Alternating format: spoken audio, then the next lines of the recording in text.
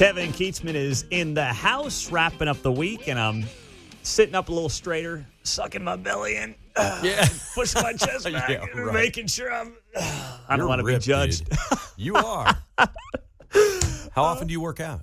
5 days a week. How long? Oh, 45 minutes? Yeah, 45 minutes. You lift? Yeah, run a couple days a week. Mm-hmm. Little you go combination. To the gym? You do that at home?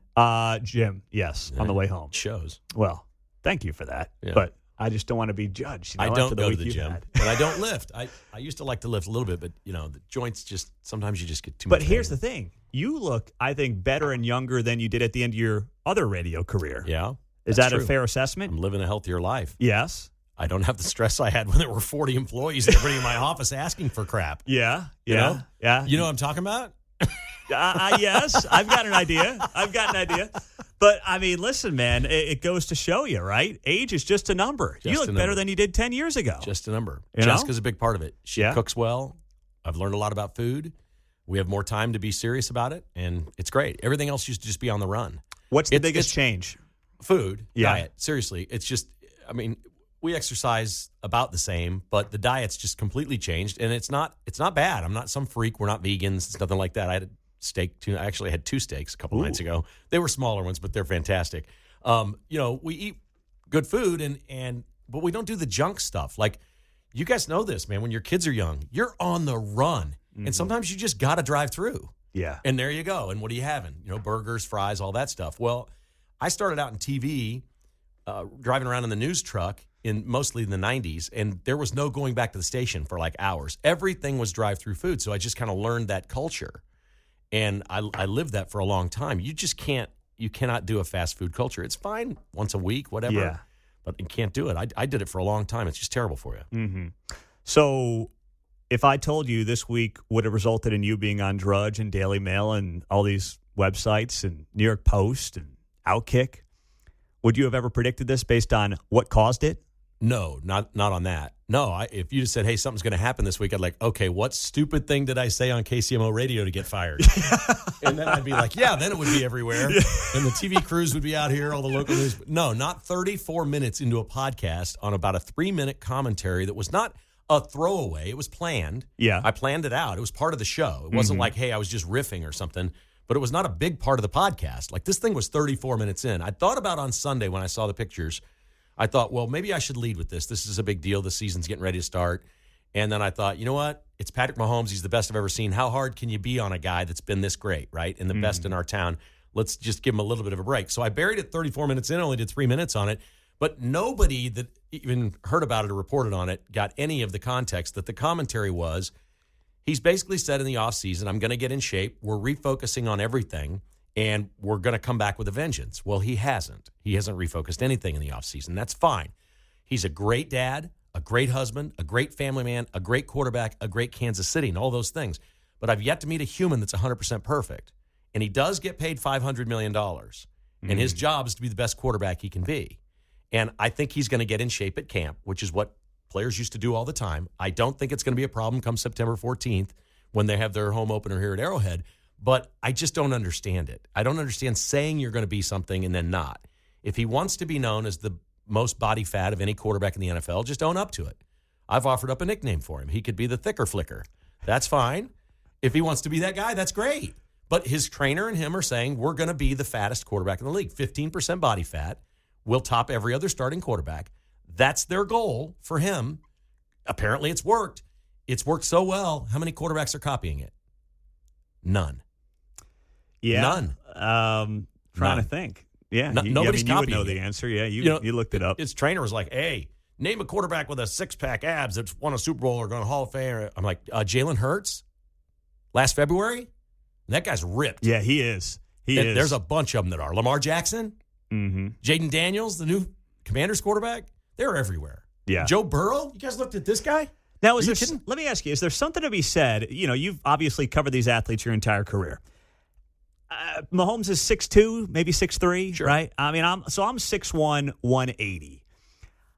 I would get killed out there. He's got to have something on him, right? He's got to he can't be a lean machine because you see those guys that are super brittle like Robert Griffin or something. I agree with you. So he's naturally a stocky dude. Yeah. As am I. Okay? So if I ever wanted, like when I was younger, wanted to lift or something, I probably could have gotten a lot of muscle on me. Mm-hmm. I don't see the muscle. That's the issue. You can add weight by muscle instead of belly fat. That's all I'm talking about. I've covered football. The first year I covered the Chiefs was in Liberty, Missouri at training camp in 1985. Okay, I'm old, right? So I've been doing this forever. I have never heard a trainer say, we need more belly fat and less muscle. I've never heard that in anything other than maybe an offensive lineman. Never. Mm-hmm. I don't understand it. Yeah. It doesn't make sense. I'm sorry. And for me to point it out and people to get on me, great. It's what I've done my whole career. I'm going to tell you the truth up front. Coming up in less than an hour at 10:30, we're going to talk about a local sports radio host that has fat-shamed Travis Kelce on X. He's fat-shamed him with a photograph. And I'm going to tell you why this is really lame that he's done it. Ooh, 10:30. 10:30. I like that. Here's the more amazing part to me. The way that some people react to this. Oh, yeah. Whether it's no names on X, whether it's voicemails or emails that I got to the station, whether it's former Kansas City personalities like Nick Wright. I mean, these people are so deranged. I feel bad for him. Well, I won't respond to him. Yeah, nor should I you. literally feel sorry for the man. There's an issue there. Yeah, that's very deep. I would agree. And I don't want to get into it, and I just won't respond to it. No, I'm just not going to give these people the time of the day. Yeah. Now, a lot of them are just liberals, and they're coming after you because doing this and doing the other things you're doing. I just don't have time for the critics. I'm sorry. Mm-hmm. I don't care. Nor should you. Yeah, I'm just amazed at the amount of time and emotion people put into something on a sports like take. this. A sports take. On a 3-minute sports take that they probably don't have the context of and didn't listen to Absolutely. Your point. None of them listen to it. And again, it's a sports take. And I've said this many times since I started doing this a few years ago. In news, people will be like, you tell somebody bad news, they're like, well, that's bad news. That kind of stinks. You tell somebody something bad about your team or their favorite player, they hate you for life. Like, it's a totally different deal. It's like abortion hate. Mm-hmm. Like you hate the other side, you know what I mean? Yeah. I mean, you cannot. If this were the Denver quarterback, and I was making fun of the Denver quarterback, Bo Nix, for being on a yacht with a big old belly hanging out with all these people partying the week before the season starts, and I was doing that, everybody would love Kev. Hey, radio boy, we love you. You're making fun of the Denver quarterback. But boy, you say it about Mahomes, we're coming for you.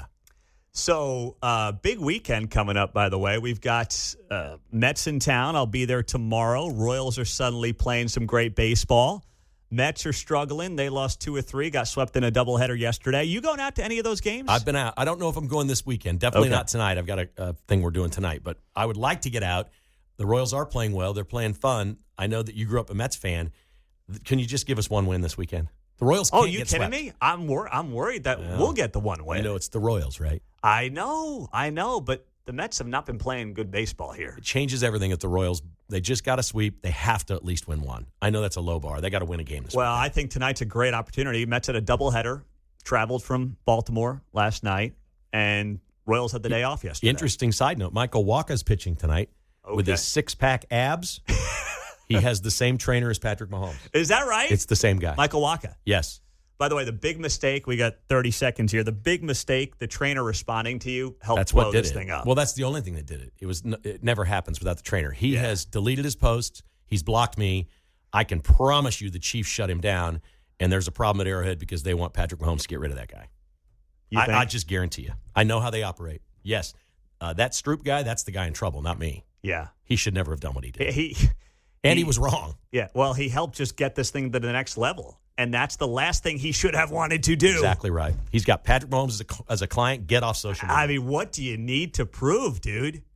Gosh. All right, man. Have a great Michael show. Walker and his flat belly. All right. Maybe Walker will give us a flash going back to the dugout today of a 6-pack. There you go. He's good. Kietzman, have a great weekend, man. Thank you, buddy. You too. There you go. Kietzman uncanceled. 10 o'clock hour coming up next.